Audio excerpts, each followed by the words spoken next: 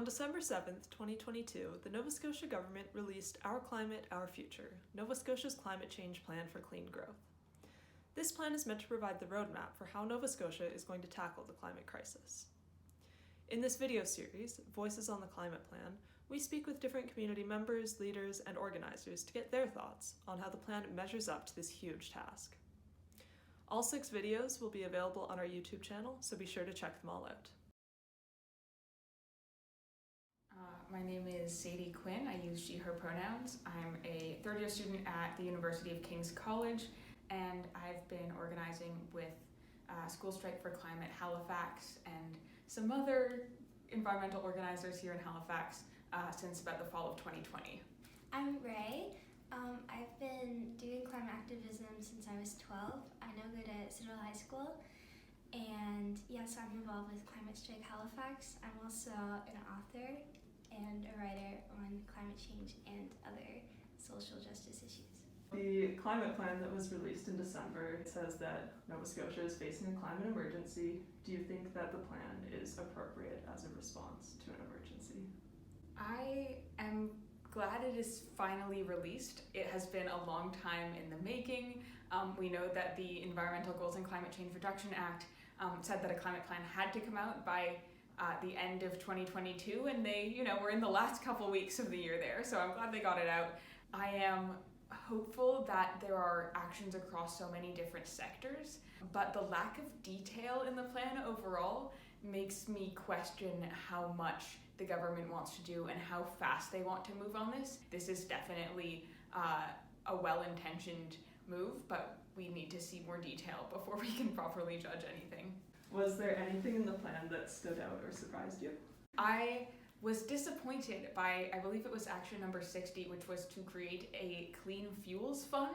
There's a lot of complex science there, and I am by no means an expert on it, but things like so-called renewable natural gas and biomass, they still involve the release of greenhouse gases. Renewable natural gas is mostly methane, which is much more potent than CO2 as a greenhouse gas. So by branding these possible fuel options with these green-sounding names, I think this is sort of deceptive and a little bit slimy. We should absolutely be investing in new forms of energy, but things like biomass and natural gas should not be on that list. So we should put whatever money is going to go into that into things like wind and solar. I wasn't completely surprised because I find, when Halifax or Nova Scotia climate plans, they tend to have a lot of intentions, but don't tend to follow up with very many details surrounding that. It's really tricky for activists and scientists to hold them accountable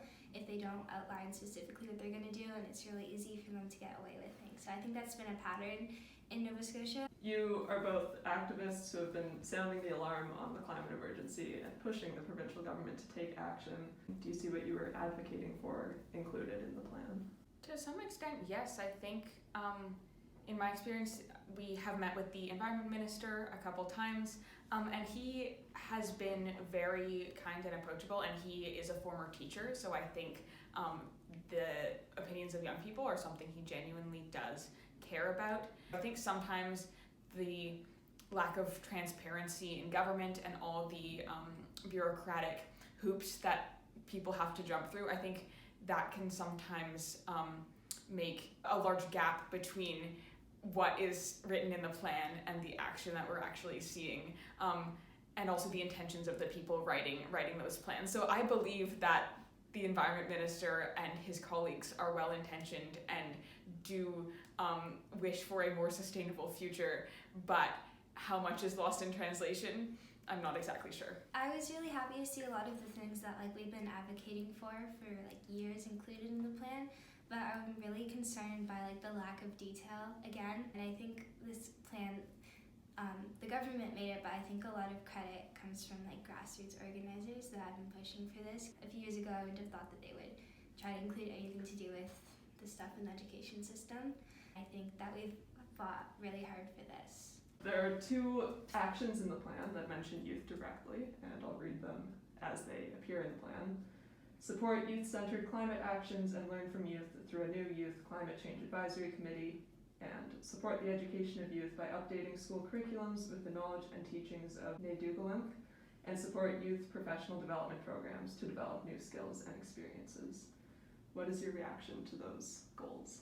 I'm really happy that they're considering youth. Again, I think that is something that we fought really hard for. And again, a lot of the credit goes to people that came to the protests and wrote letters this stuff works. And if they don't listen, you can make them listen. Again, the lack of detail, it says to support youth-centered climate organizations, but what does that really mean? That could mean anything from genuinely helping us every step of the way, from coming to the protests and taking photos and saying that you helped. You know what I mean? And so I think I want politicians to know it's really easy for us to tell when they genuinely care versus when they want to look like they're caring.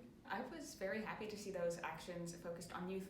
The Youth Advisory Council was something that the Environment Minister's Office asked us about in one of our conversations, and they gave us some details about what that council might look like, and they asked us about things like the age range and regional representation and what kind of things they might be advising on. So I really hope that gets off the ground soon, and I would love to know more about that, and hopefully, some of our fellow organizers here in Halifax could maybe even be on that youth council.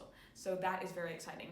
As for the education piece, we also met with somebody in the Ministry of Education last year, and we, expressed our interest in expanding curriculum on climate change and sustainability and related issues, and really trying to get that content into all courses, not just science courses.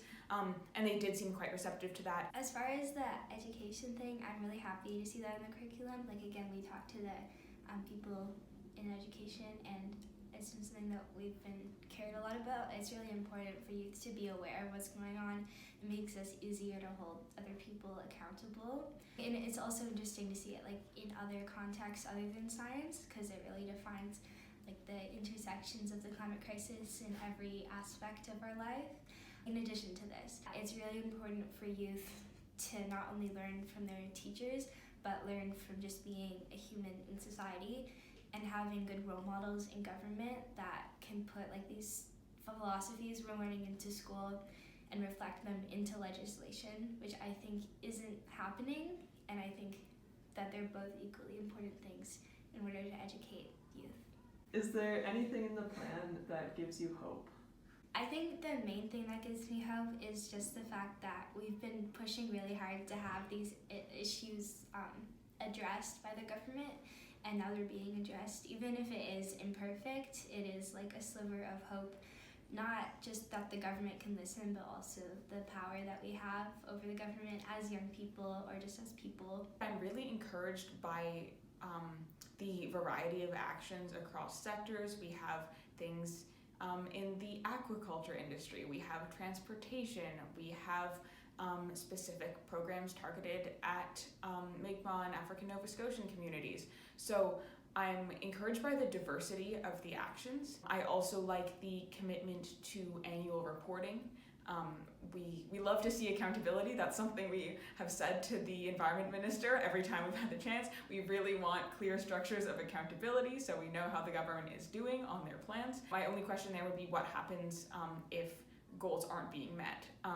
So annual reports are great, but if those reports reveal that goals aren't being met, how will actions be adjusted to hopefully make up for lost time? What would you like to see coming out of this plan as next steps?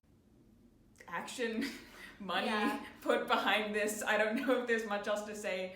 Obviously the budget's coming out in the spring, so I think that will be a very important time to see how much the government actually cares about this. I hope that we can overcome some of those barriers of bureaucracy and politics and get some money behind all of these very exciting sounding plans, so we can get this going before the world burns. I really would like them to add a lot more detail to their plans or in any future plans, because again, it's really difficult for us to hold them accountable. Then it's really easy for them to get away with things while still appearing to a lot of the general public as strong climate leaders when they're not doing the work to like earn that title. What would give you confidence that they really intend to act on all of these good-sounding intentions? I think I would believe and have comfort that the government really cared and was really listening to us when their plans outlined specific goals with specific dates and specific like repercussions of what would happen if those dates were not met.